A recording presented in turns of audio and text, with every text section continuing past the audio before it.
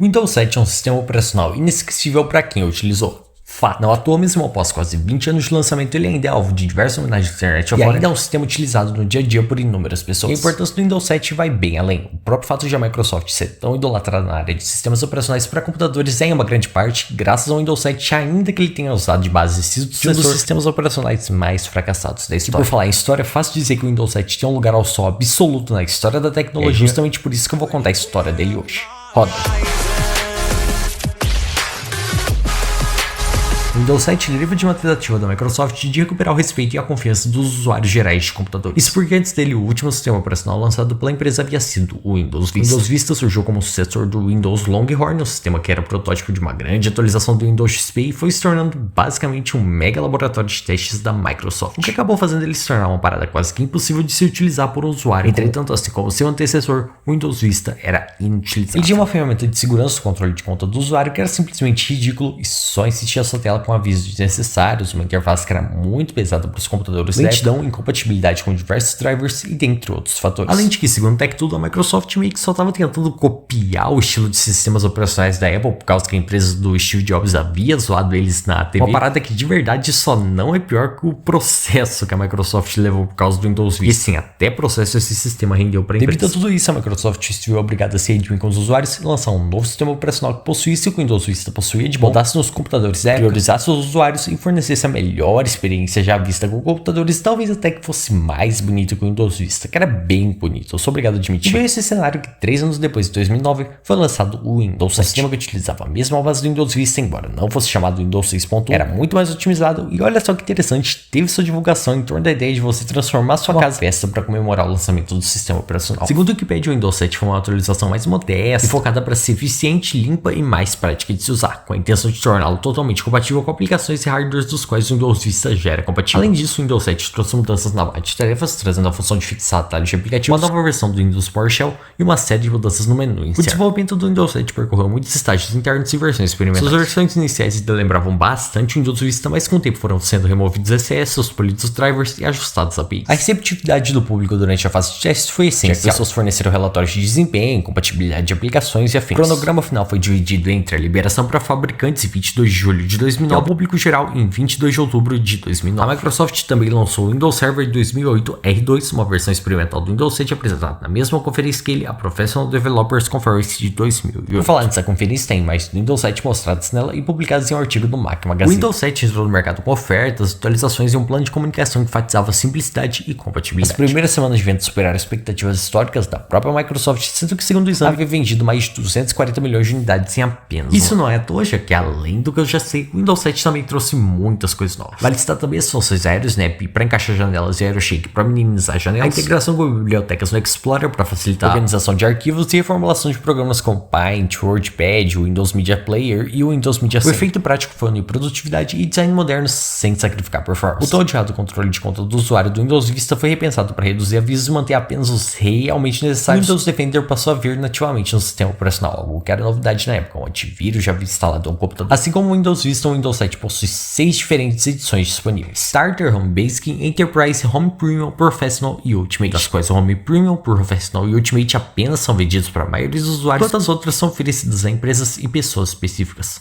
Cada uma das edições, exceto pela Ultimate, tem algumas limitações. Vou citar algumas delas de cada versão.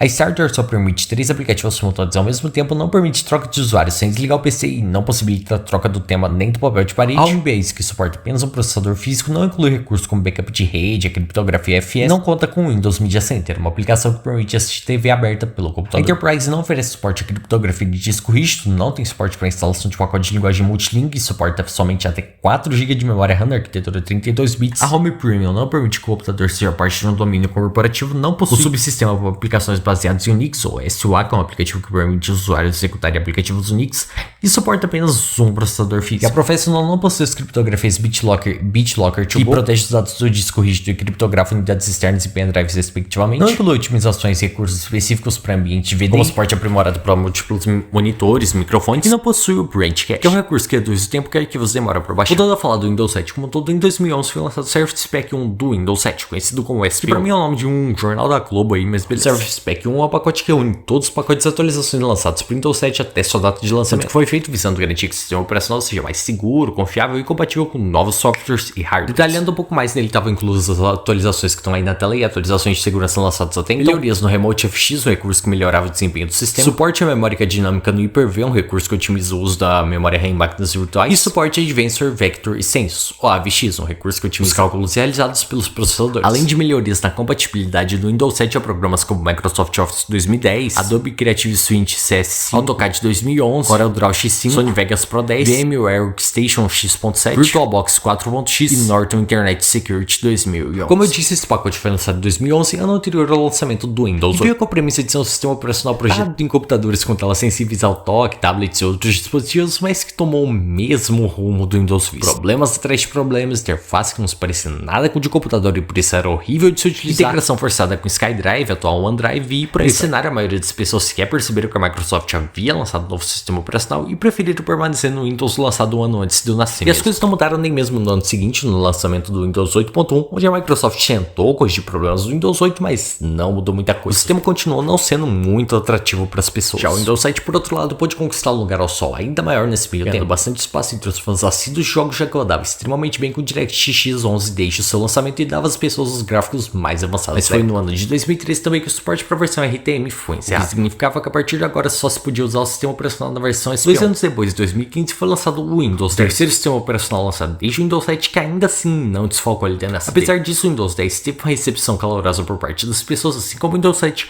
embora muitos ainda se recusassem a deixar o sistema operacional que havia marcado tanto uma geração. Afinal, vale lembrar que essa altura, o Windows 7 havia sido um dos, se não o sistema operacional mais marcante da história. Então, óbvio que basicamente ninguém queria deixar. Ainda mais visto que, diga-se de passagem, nunca mais existiu um sistema operacional tão bonito quanto o Windows 7. Ainda assim, felizes ou não com isso, as pessoas foram migrando do Windows 7 para o Windows 10 diante das mudanças que vinham acontecendo na época, chegando ao ponto de Windows 10 ultrapassar o Windows 7 em número de usuários no ano de 2018. Talvez os fãs do Windows 7 não conseguissem entender essa atitude dessas pessoas, porém no fundo, eles sabiam também que o suporte do Windows 7 não ia durar para sempre. Para tristeza de muitos, talvez neutralidade de alguns, mas com certeza felicidade de ninguém, no exato dia 14 de janeiro de 2020, todas e quaisquer versões do Windows 7 perderam o suporte. Queria dizer que o sistema operacional não receberia mais atualizações dali para frente e havia sido basicamente abandonado de vez pela Microsoft. E de verdade, ninguém conseguiu se mostrar minimamente feliz com isso. Em toda a internet podia se ver pessoas homenageando o Windows 7, contando suas histórias com o sistema operacional e prestando suas condolências. Creio que dá até pra dizer que todo mundo encontrou a sua própria maneira de dizer descanse em paz, Windows 7. Mas embora isso tenha acontecido, o Windows 7 não morreu completamente. Ele continuou sendo utilizado por inúmeras pessoas, tanto que era o segundo sistema operacional mais utilizado do mundo até agosto de 2020. E até hoje há pessoas que utilizam o Windows 7 mesmo com o risco de surgir algum vírus, falha de segurança ou coisa do tipo, e muitos programas atuais não rodarem no sistema. Para as pessoas que não estão inclusas nesse grupo, o Windows 7 também não morreu. Ele ainda permanece vivo na memória de milhões de pessoas que carregam boas lembranças de dias que passaram utilizando o sistema e vivenciam uma sensação de nostalgia sempre que vem algo sobre. Além de que, claro, até hoje ele é homenageado pelas pessoas. Um exemplo que eu gosto muito é do canal AR4789, o canal que faz vídeos criando conceitos de sistemas operacionais que já fez 2 conceitos de novas versões do Windows 7. É realmente muito legal pra isso, ainda mais pra mim que era uma mera criança na época do Windows 7, que nem eu disse, o sistema operacional só foi lançado um ano antes de eu nascer, sem falar que eu nem sou tão fã da Microsoft. Mas ainda assim eu acho bastante interessante ver todo esse legado que o Windows 7 deixou para a história da tecnologia, bem como todo o carinho que as pessoas possuem e a saudade que sentem dele até hoje. E vale ressaltar que foi graças a ele que a Microsoft recuperou a confiança e respeito das pessoas que utilizam computadores. O único produto foi responsável por fazer toda a empresa recuperar sua reputação. Por isso eu acredito que é seguro dizer que o Windows 7 é o sistema operacional mais amado da história e vai continuar sendo pelos próximos anos. Eu também acredito que tem mesmo o Windows 10, que só perdeu o posto de sistema operacional mais usado do mundo, voltando 4 meses para o fim do seu suporte, vai deixar tanta saudade quanto o Windows 7, o sistema operacional mais amado da história da tecnologia.